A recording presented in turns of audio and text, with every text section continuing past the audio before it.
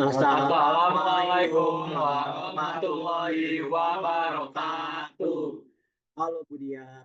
Eh, Perkenalkan, kami dari kelompok A4. Kami dari kelompok A4 ingin mempresentasikan hasil kerja kami, yaitu review jurnal. Judulnya yaitu Analisis Analisis Kinetika kinetika reaksi hidrogenolysis gliserol jadi etilen glikol. Selanjut. Lanjut, bro. Oke, jadi perkenalkan terlebih dahulu kelompok kami. Ada yang pertama itu ada Muhammad Rezaida.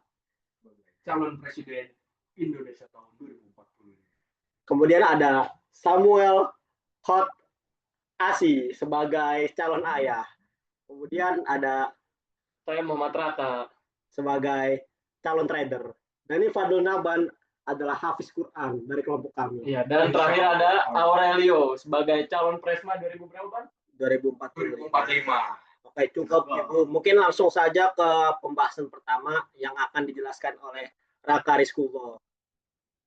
Oh, ternyata kita jelasin dulu isinya apa nih. Iya. Maaf kalau Pak. Kita bakal bahas. Ya, yang pertama ada studi kasus, yang kedua penyelesaian, dan yang ketiga ada kesimpulan. Langsung saja kita masuk ke studi kasus. Oke, jadi reaksi persamaannya itu di sini kita ada gliserol menjadi 1,2 propandiol dan juga gliserol menjadi etilen glikol plus metanol. Boleh dilanjut, Aurel? Oke. Kemudian ada fasa zat dan kondisi. Jadi fasa zatnya ini reaksi hidrogenolisis gliserol menjadi etilen glikol melibatkan beberapa fasa zat. Gliserol sebagai reaktan utama berada dalam fasa cair berupa larutan aqueous 20% berat.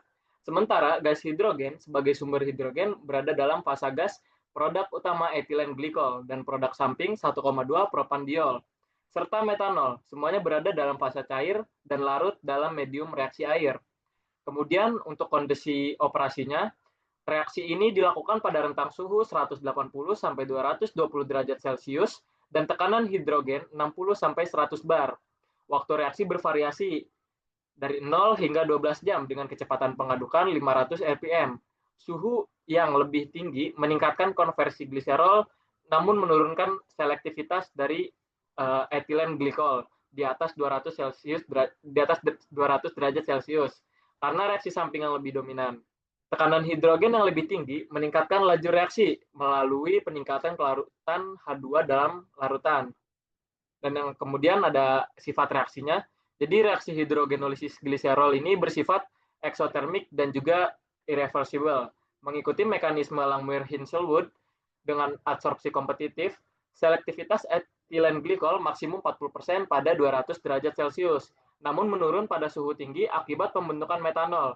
Karena ini efektif memutus ikatan C tetapi mudah terdeaktivasi.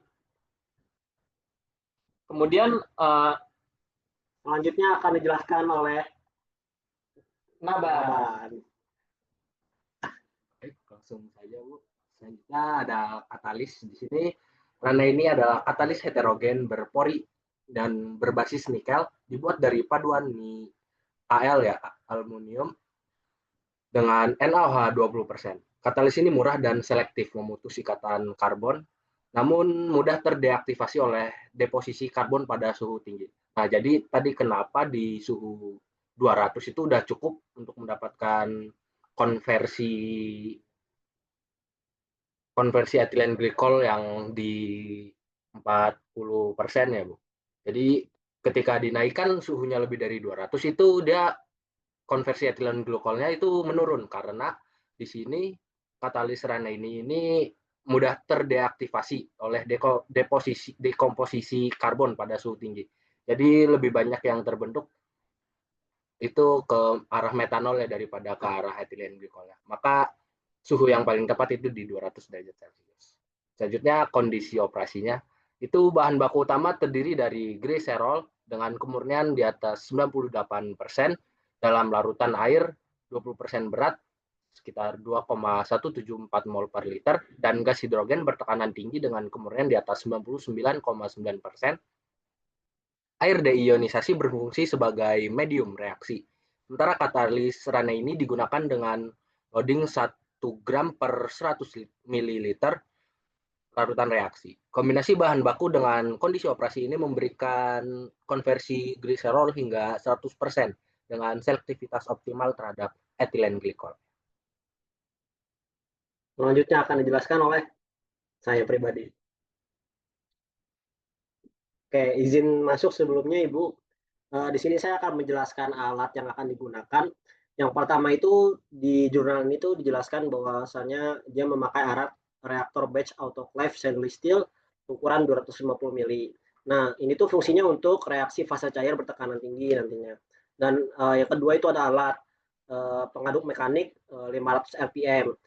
Ini tuh untuk menjaga homogenitas campuran dan menghindari hambatan transfer massa. Yang ketiga ada manometer. Ini tuh fungsinya untuk memantau tekanan H2 dalam reaktor hingga 10 MPa. Oke, alat yang keempat itu ada gas kromatografi. Ini fungsinya untuk menganalisis produk reaksi seperti etilen glikol sama 1,2 PDO dan metanol. Nah, kemudian selanjutnya akan dijelaskan oleh teman saya yaitu Rezaidan. Nah, selanjutnya itu Bu, di sini tuh ada variabel percobaan. Nah, di sini ada 3. Yang pertama itu ada suhu, tekanan hidrogen, dan waktu reaksi. Nah, suhu sendiri itu ada beberapa varian. Yang pertama ada 453, 463, 473, 483, dan 493. Jadi perbedaannya itu 10 derajat per variannya. Lalu di tekanan hidrogen itu kisarannya dari 6 sampai 10 MPa. Baru untuk waktu reaksinya sendiri itu dalam rentan waktu 2 jam sehingga sampai waktu pada 12 jam. Next. Nah, selanjutnya di sini ada metode analisis. Pada penelitian ini digunakan pengujian dengan kromatografi gas tipe GC900C untuk menentukan hasil dari reaksi hidrogenolisis. Untuk analisis produk cair digunakan kolom kapiler PEG 20M yang sebesar ukuran 30 kali 0,32 mm kali 0,5 mikro-m dengan detektor VID dan N-butanol sebagai standar internal. Produk gas dianalisis menggunakan GC dengan kolom TDX01 dan detektor TCD. Selain itu, GCMS digunakan untuk identifikasi senyawa produk cair secara lebih akurat seperti 1,2 propanadiol, etilina glikol, dan metanol. Selanjutnya bakal dibahas oleh Samuel. Sip dong teman-teman.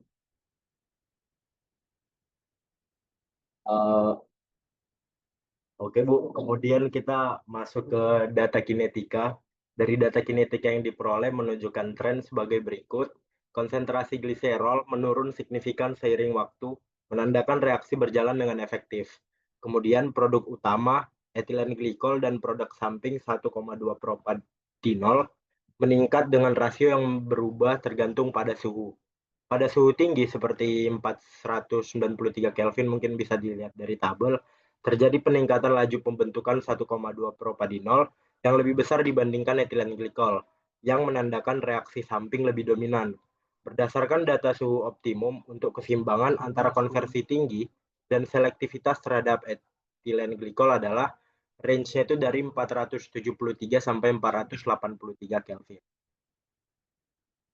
Kemudian dari analisis kinetika, untuk menganalisis laju reaksi, kami menggunakan model kinetika orde 1 dengan memplot data eksperimen dan melakukan fitting eksponensial. Diperoleh nilai K untuk tiap suhu sebagai berikut. Ketika suhunya 453 Kelvin, maka K-nya 0,1157 dan CaO-nya 1,9601. Kemudian ketika suhunya 463 Kelvin, maka K-nya 0,1300 dengan CaO 1,9273. Ketika suhunya 473 Kelvin, maka K-nya 0,1645 dengan CaO 1,9463. Kemudian ketika menggunakan suhu 483 Kelvin, maka K-nya 0,1908 dengan CaO 1,9026. Fitting menunjukkan kecocokan model yang sangat baik, dan model ini mampu menggambarkan laju penurunan gliserol selama reaksi. Kemudian untuk kesimpulan dari review jurnal kami yang sudah kami buat, reaksi hidrogenolisis gliserol menjadi etilena glikol merupakan proses yang menjanjikan dalam konversi biomasa menjadi senyawa kimia bernilai tinggi. Proses ini berlangsung melalui reaksi eksotermis dan irreversibel dengan mekanisme dua situs Langmuir-Hincks-Ellsworth menggunakan katalis Raney dalam fase cair bertekanan tinggi. Kondisi operasi optimum berkisar antara suhu 180 sampai 220 derajat Celcius dan tekanan 6 sampai 10 MPa. Selain etilena glikol, produk samping lain yang terbentuk adalah 1,2 propanadiol dan metanol. Studi kinetika menunjukkan bahwa reaksi ini dipengaruhi oleh tekanan hidrogen, konsentrasi gliserol, serta karakteristik katalis. Pemahaman mendalam terhadap model kinetika dan pengaruh parameter operasi sangat penting untuk optimalisasi proses produksi etilena glikol dari gliserol secara berkelanjutan dan efisien.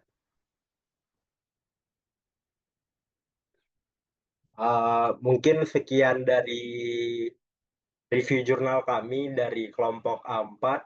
Salah kurangnya mohon dimaafkan untuk Bu Diar ya, karena manusia bukan manusia yang sempurna, karena pasti punya salah gitu. Oke, mungkin terima kasih, sekian dan dadah Bu. Oke, Dadah. yang mau bertanya bisa. Ya, Like, comment, like, subscribe. comment, and subscribe. Yang mau bertanya langsung aja di kolom komentar. Dadah.